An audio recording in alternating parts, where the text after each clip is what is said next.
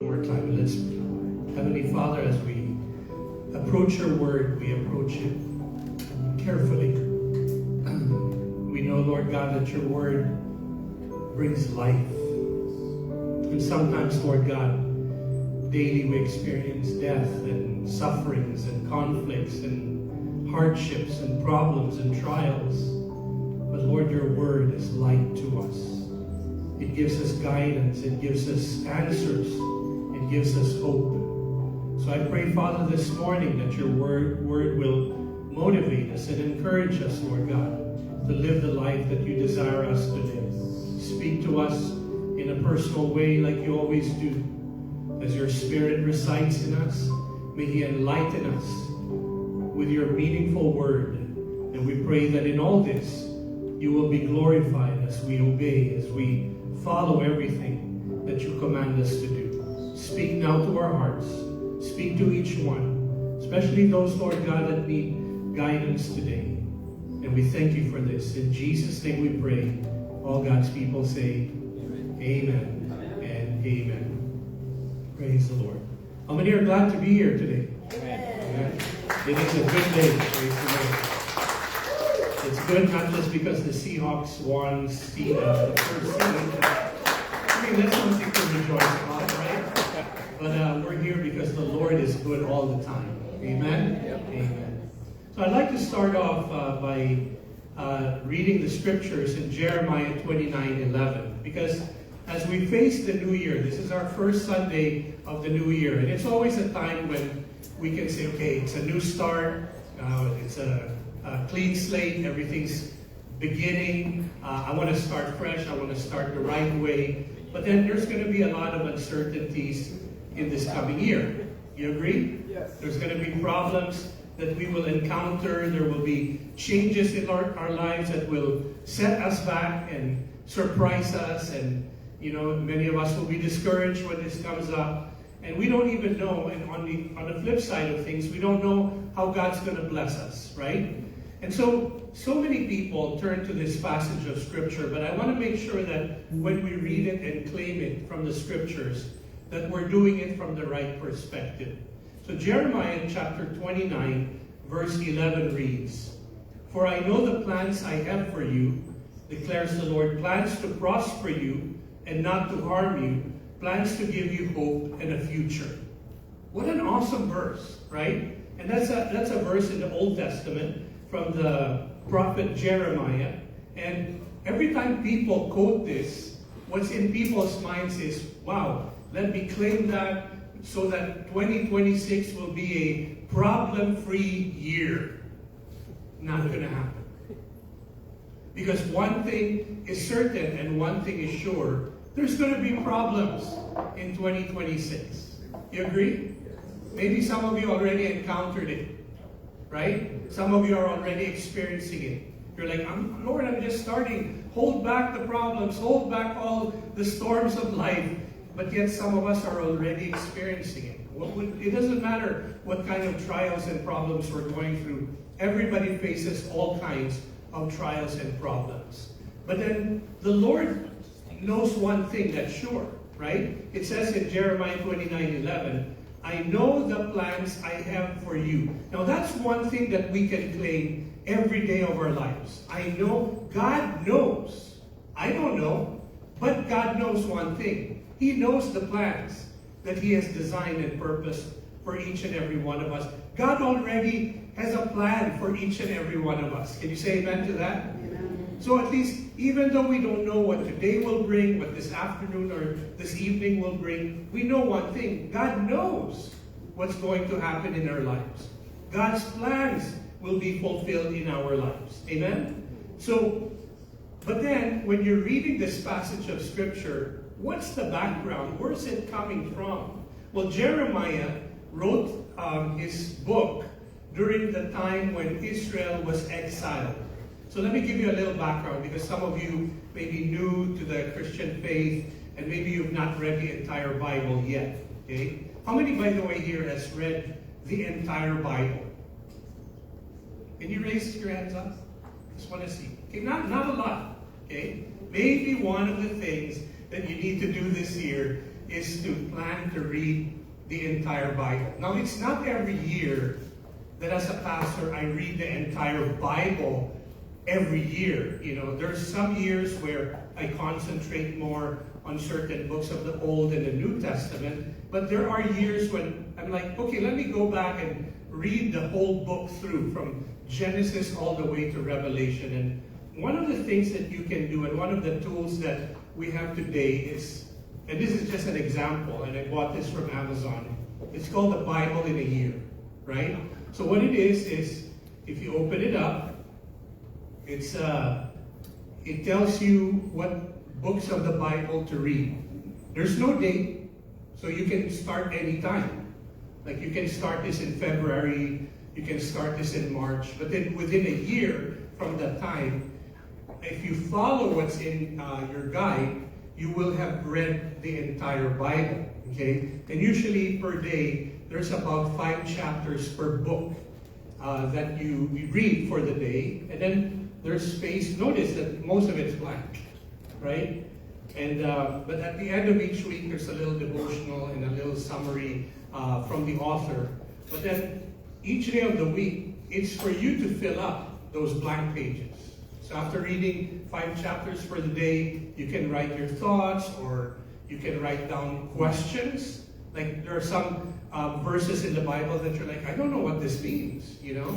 Like one of the passages of scriptures that baffles me a lot is the one in Genesis where it says, there was a time when giants used to rule the world, and the sons of God married the daughters of men, and you know, and so on. And that always baffles me, like up to this day. What did the author really mean by that? And why is that even in the scripture? So I wrote that down, you know, so that I can go back to it and research some more and do more reading and more studying. But very important, if you want to do a whole read of the Bible, get a guide. And you can go to Amazon, just on the search button, just type Bible reading program in a year. And there's so many different kinds. This happened to be the one that I said, let me pick that one and let me try that out. And it's by Lauren Ibach, okay, or Ibach, and it's by Paper Peony Press, so the Bible in a Year. I really recommend that you get a Bible reading guide, because if you don't, you won't do it, right? And you know what the Bible says? Where your treasure is, your heart will be also. In other words, where you put your money is where your heart's going to be. Not the other way around. Your heart won't be in any place you're not investing in. So where you put your money, like you invest in a book, that's where your heart will be, because you bought it, you paid for it, you sacrificed something so that you could get it. So that means it's going to be used all the time, right? Because you don't want it to go to waste. So buy a Bible plan guide and try it out. You know, if you miss a day, that's fine, right? Read it the following day, because this Bible plan guide I got has no dates. It just tells you on this day, this is what you read. On the next day, this is what you read. So if you skip a day, you miss a day, because maybe you're so busy, you can always go back to it the following day, right? And there's only 5 readings per week, because it gives you 2 days off. Okay, so you can catch up. So easy. If you follow that, in a year, imagine, you would have read the whole Bible. Because of all people, you know, we say, we love the Lord, we love the Word of God, but then we don't even read it. We don't even know the whole story of the Bible. We have bits and pieces, so we've never really had a bird's eye view of the entire Scripture. We only have bits and pieces here, so we don't have the clear picture of the entire history of the Bible. So make it a point this year, okay? Read your entire Bible. How many feels challenged to do that? Anybody? Oh, good. More, okay? So do something about it. Amen? Amen. So let me go back to Jeremiah chapter 29, verse 11, because it reads, "For I know the plans I have for you, declares the Lord, plans to prosper you and not to harm you, plans to give you hope and a future. Sounds very promising, sounds very positive, sounds very joyful, sounds like something that we would all want to look forward to. But the background behind this is that when Jeremiah spoke these words to the people of Israel, they were under exile. In other words, see, in the Old Testament times, David, King David, from King David's time up to Solomon's time, Israel was the world power. Just like the U.S. is the world power of today, right? We're probably one of the strongest, if not the strongest nation in the world today. Israel was like that at one time, during the time of King David and his son Solomon. But after his son Solomon, there was a civil war between northern Israel and southern Israel. Okay, this was and that's why you have the books of the prophets, because the prophets started preaching to Israel, hey, if you don't get right with God, you will be a divided nation, and it happened. Okay, so what happened in the Old Testament times, the Assyrians took over northern Israel. Following them were the Babylonians. And then eventually, the southern part of Israel got conquered by the Medo-Persian Empire. And then later, the Greeks. And then in Jesus' time, it was the Romans. So for a very long time, Israel was not a nation in control of its own policies and its own government. They were under exile. Okay? And this was when Jeremiah wrote his prophecies. So when he was saying, I know the plans I have for you, the people were in exile. They were conquered by another nation. As a matter of fact, when I say they were exiled, they were no longer living in Israel. When the Assyrians and the Babylonians and the Medo-Persian Empire took over Israel, they transferred a lot of the Israelites and placed them within their empires. They were exiled. They became prisoners. They became slaves to these people. They were assimilated into the societies that conquered them. So they were losing their identity as a people. Israel was no longer a united nation. It was a fallen nation. It had no government. They were being controlled by other people. And this was the result of their disobedience towards the Lord. Right? And that's why Jeremiah writes these prophecies in his book. And he says, the Lord still knows his plans for you. I have plans to prosper you and not to harm you, plans to give you hope and a future. Now, how could you say that when you're in exile, when you're imprisoned, when you're not in control of your own destiny? But here's the thing. How many of us are really in control of our lives? How many knows that when you go to work today, you'll still have your job? That in the following month, you'll still have good health? That your finances will still be intact? That when you go to school, your best friends will still be your best friends? You don't have any assurance of all these things. Yes or no? But one thing God knows for sure. He knows the plans He has for you. Amen? What are these plans? They're plans to prosper you and not to harm you, plans to give you hope and a future. So, even though they were exiled, they were a people that were held captive, God was saying, I will be faithful to you. I will keep my promises to you. You will experience some hardships in life, but I'll be there to protect you. I'll be there to provide for you. I'll be there to heal you. I'll be there to save you, to show you that I am still your God.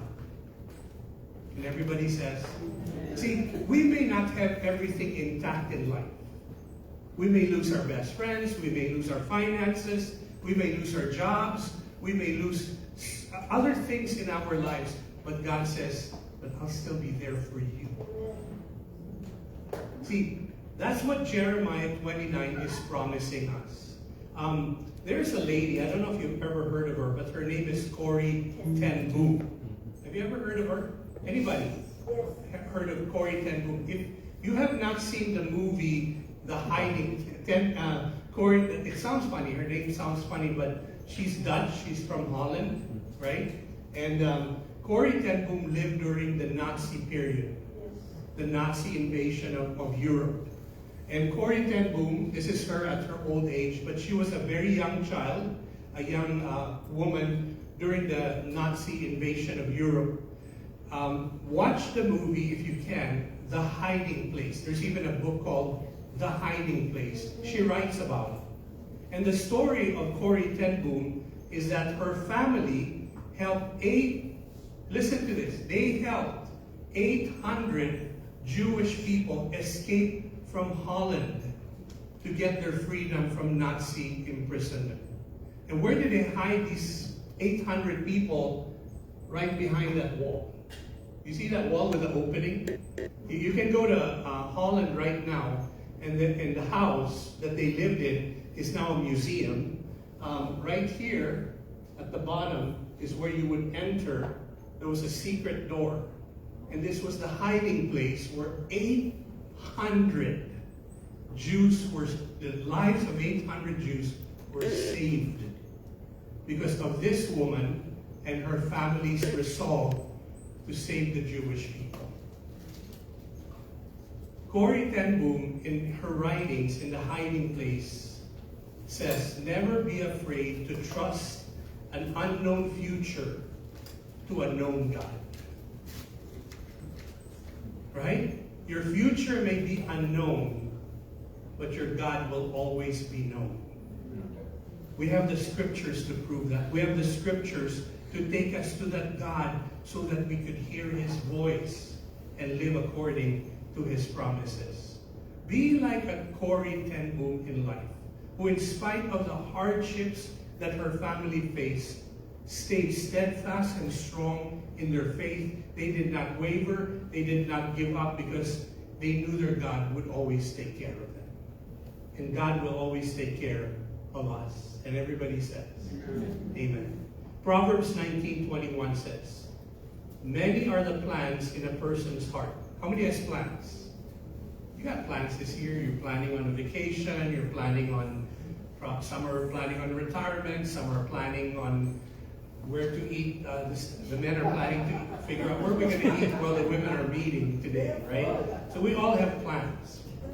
It says, many are the plans in a person's heart, but it is the Lord's purpose that prevails. God's plans will always prevail. That's why Jeremiah 29:11 says, the Lord says, I know the plans I have for you. They're plans to prosper you, not to harm you, but plans to give you hope and a future. So hold on to that verse, because we may have many plans, but it's always God's plans that will be fulfilled. In Romans 8:28, we quote that a lot. It says, we know that in all things, not just in some things, we know that in all things, all situations, right, God works for the good of those who love Him. There's a condition. God will work for your good, but you've got to love Him. You've got to follow Him. You've got to obey Him. How do you know you love God? You love God because you obey Him. It's that simple. That's the definition of loving God. It's obeying what God wants us to do according to His Word. Not my idea of God, not what I think God wants me to do, but what God says I need to do. Amen? So God will work all things for our good, for those who love Him and who have been called according to His purposes. So don't ever forget that God will work all things out. Nothing is wasted in life. Even the hardships and the troubles in life, God is using that so that He shapes us into the person we need to be. As a matter of fact, let's read Jeremiah 29, verses 12 to 14, following verse 11, where it says, God knows the plans He has for us. It tells us in Jeremiah 29, 12 to 14, then you will call on me and come and pray to me, and I will listen to you. You may be in exile. You may be held captive. You may not like your situation. You may have cancer. You may have lost your job. You may have relationship issues. but you will call to me, come and pray to me, and I will listen to you. You will seek me and find me, but only if you seek me with all your heart. Amen? Because some of us, we carelessly, just lightly say a prayer just for the sake of it, but not really mean it. Amen? You know, sometimes the most meaningful prayers are the simple ones that say, some prayers don't even need words. Some prayers just need tears. Like, God, help me. If it's coming from your heart, and God sees your heart, He answers those prayers. Instead of the prayers that, "O Lord, our Lord, how majestic is your name in all the earth. How fabulous your creation is. How great the works of your..." I mean, some people pray that way, right? But they don't really mean it. Amen? God listens to the prayers of the heart. Verse 14 of Jeremiah 29. "I will be found by you, declares the Lord, and will bring you back from captivity. I will gather you from all the nations and places where I have banished you, declares the Lord, and will bring you back to the place from which I carried you into exile." So notice that if we're to experience the plans of God and success, we have a part. And that part is found in verses 12 to 14. Call on me, pray to me, that's when I will listen to you. Seek me, that's when you'll find me. But seek me with all your heart, the Lord says. I will be found by you. Not only that, I will bring you back from captivity. See, the Lord allows us to experience His lows in life to remind us that He is the one that is in control. Because even in the hardships of life, God is there with us. God doesn't always snatch us and save us from all our problems. Sometimes God goes through the problem with us. Remember Shadrach, Meshach, and Abednego, the three men during the time of King Nebuchadnezzar who were thrown in a fiery furnace for not worshiping him, right? Instead they worshiped the Lord. They were thrown in a fiery furnace, yet what does the Bible tell us? They didn't burn. They didn't die. In the furnace, there was this burning furnace where as people got close to it, some people caught fire. But the three men who worshiped God were in the fire. They went through the hardship of being in the fire, but they were not burned. Not even their clothes were singed. Amen? What an amazing story, right? And sometimes God allows us to go through all this so that our lives become a testimony of His greatness and His power over our lives. So don't be afraid, because what does the Bible say? I know the plans I have for you, not to harm you, but to prosper you and give you a lot of success.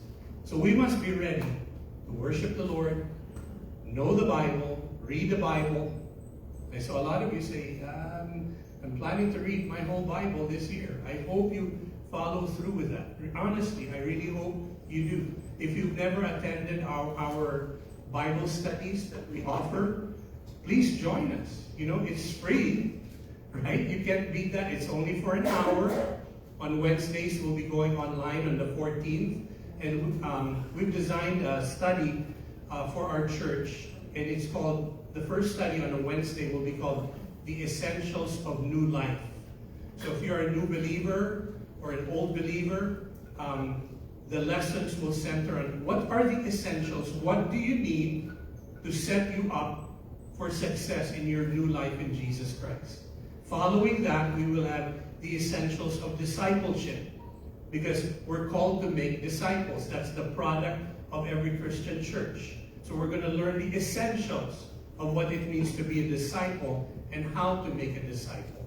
And then on Fridays, we're going to go through, I believe, the Gospel of John, right? After we're done with the book of David, or the story of David in Samuel, we're going to be studying the Gospel of John. So we've designed this curriculum to help you and equip you with the stuff that you need so that you're set up as we start the year to be successful in your Christian walk. So take advantage of it, right? You just got to click the links, join us on Zoom every Wednesday. But Fridays, I'm really encouraging all of you, if you can attend in person, it's more powerful. Because right after the Bible study, sometimes we pray for one another, sometimes there's time of worship, singing in worship, and then there's always the food and the fellowship that goes along with it. So Friday is really a very different experience. And I hope that you will, if there's one thing you can tweak in your walk with God, start going to these things, to these resources. Make use of these resources that we're offering you. And everybody says, Amen. Amen. So, as you reflect on the past year, okay, I want to ask you this question. As you look back on 2025, on a scale of 1 to 10, 1 being really bad, 10 being really, really good, okay? On a scale of 1 to 10, how was your spiritual life in 2025? On a scale of 1 to 10. Think about it. Be honest. Okay? What are you going to do in 2026 to move up the scale?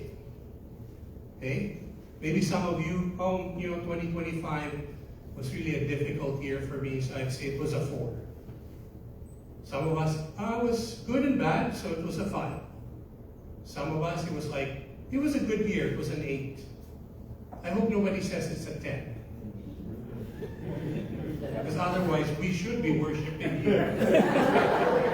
Right? There's always room for improvement. But it's really a 4.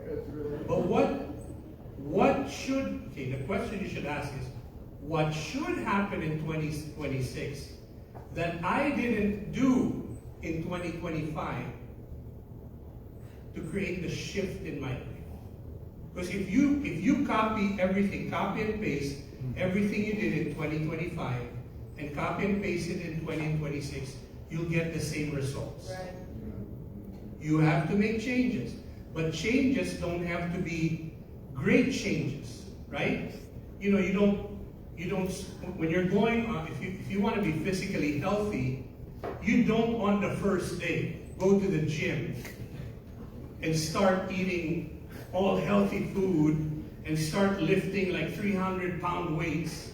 You're going to get injured, right? Start in small increments, but do it consistently and do it every day. By the time the year ends, read your Bible chapter by chapter, right? By the time 2026 is done, there would have been so many changes in your life already. Right? So don't try to make big changes right away. Do it in small increments and you will get there. So here's a passage of scripture that will help us. Okay? This is what needs to happen on a day-to-day basis. 2 Peter chapter 1 verses 5 to 9. Let's read that. 2 Peter chapter 1 verses 5 to 9. It says, for this reason, okay, we want to know the plans of God. We want to experience the success that God is giving to us. For this reason, make every effort to add to your faith. So this is not God that's going to do it. We have to do it. We have a part. Amen? And our part is to make every effort to add to your faith, because we all have faith already. We all trust in the Lord. So what can I add to that? So rather than focusing on external things and the physical and the mental stuff, concentrate on this. Add to your faith goodness. Am I a good person? Am I doing good things? What are the bad things I need to eliminate in my life? So add to your faith goodness, and to goodness, knowledge. Knowledge of what? Knowledge of God and His universe. Okay? So add knowledge. And to knowledge, self-control. Amen? That's one of the fruit of the Holy Spirit, but you got to cooperate with the Holy Spirit so that you have self-control in your life. And to self-control, perseverance. Don't give up. Never give up. The moment you give up, you lose. So why shouldn't I give up? Because God knows the plans He has for us. Plans to prosper us, to make us successful in life. So God will always want the best for each and every one of us. We just have to persevere. And everybody says? Amen. And then what else does it say? What do you add to perseverance? Godliness. Okay? Now we can never be God, but we can be godly. We can be God-like. We can get close to the character of God as close as possible, as we can. And that's something that we should strive for. And to godliness, look how it ends. To godliness, mutual affection, and to mutual affection, love. Ultimately, the goal in life is to love God and to love others, which is the greatest commandments in the Bible. Connecting people to God and to one another. How do we connect to God? We love God. How do we connect to one another? We love others. That's their slogan. That is the ultimate goal in life. Because it's not enough to have faith and knowledge and perseverance, but if we hate each other, it doesn't mean anything.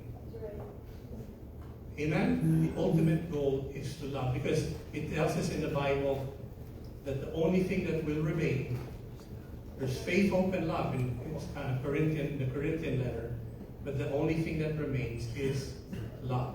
Because when we get to heaven, we won't need hope anymore. You're already with God. You're already in the new earth and the new heaven. Amen? You don't need hope. You already have it. You don't need faith. Because you will see God. You will live with God. But you'll still need love. You'll still need love for God and love for others. So that is the one thing that remains. So live by this passage of Scripture. And notice what it says in verse 8. If you possess these qualities in increasing measure, in other words, every day increase it. Not by a lot, by increments. That's how you make changes in life. In increments, add these things to your life. They will keep you from being ineffective and unproductive in your knowledge of our Lord Jesus Christ. But whoever does not have them is nearsighted and blind, forgetting that they have been cleansed from their past sins. So, spiritual progress is necessary, and we just have to persevere. We just have to pursue it. So, it's really all about godly character. Amen? Because if you have godly character, everything follows in life.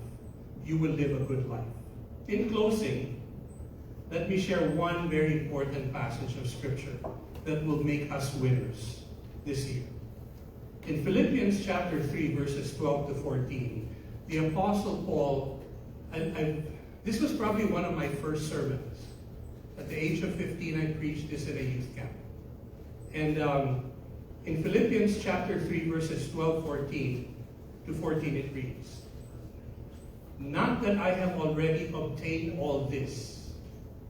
So, if you're going to increase in character, godly character, this is the attitude that you should have. Not that I have already obtained all this, or have already arrived at my goal, but I press on to take hold of that for which Christ Jesus took hold of me. Brothers and sisters, I do not consider myself yet to have taken hold of it, but one thing I do, forgetting what is behind and straining toward what is ahead. I press on toward the goal to win the prize for which God has called me heavenward in Christ Jesus. 2026 is going to be a big sports year. Because we're going to win the Super Bowl. The Winter Olympics. By faith. In February, we have the Winter Olympics. In the summer, we have the World Cup, right? So when you think of this year, think like an athlete. And that's what Philippians chapter 3, verses 12 to 14 is about. How does an athlete think? I have not obtained all this yet. I have not arrived at my goal yet. But I press on to take hold of that for which Christ Jesus took hold of me. I do not consider myself yet to have taken hold of it, but one thing I do. Concentrate. One thing, right? Because an athlete, a runner, doesn't practice football or bowling or ping pong. A runner concentrates on one thing. I'm called to do one thing in life. Run. Whether it's a sprint or a marathon, that's all I'm going to do. Right? See, in life, we're not all called to do the same stuff.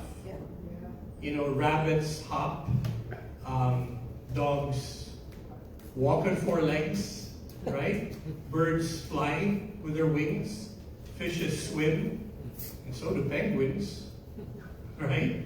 But each animal has one thing that they're supposed to do. So you gotta ask the Lord, what's the one thing you want me to concentrate on this year? Be that kind of an athlete. Be an expert in it. Improve on it this year. Amen? And you will be able to achieve that prize that Jesus has set before you. And everybody says, amen. Well, one thing I do, forgetting what is behind and straining toward what is ahead. Yeah, you need to assess 2025, but you can't stay there. You can't live in 2025 because we're already in 2026. You can assess, but don't live there. Move on. Press on. Right? And that's the kind of attitude that we need to have in order to keep improving and moving forward and going the distance in 2026. You know why? The devil's going to put hurdles along your way. Right? You know, there's races where you're just running normally around the track. But there's races with hurdles. Have you ever watched those hurdle races? Right? It's amazing how fast they can go even if there's a hurdle. But for athletes to do that, it takes what? Practice. It's the attitude that I haven't obtained it yet, I haven't achieved it yet. I can keep on improving until I have the fastest time. Have that kind of attitude in your Christian life. So, forgetting everything, stick to one thing, focus on your Christian character, focus on pleasing the Lord, focus on all these things this year. Never give up. Keep pressing on. Because our race in life, it's a marathon, not a sprint. Amen? I don't know how many more years around the sun we have to run. So it takes perseverance. For some of us, life will be short. For others, it'll be very, very long. For however short or however long your life is, the most important thing in life is that you contributed something to this world. For the glory of God. Amen. And everybody says, amen. So go the distance. Let's all stand.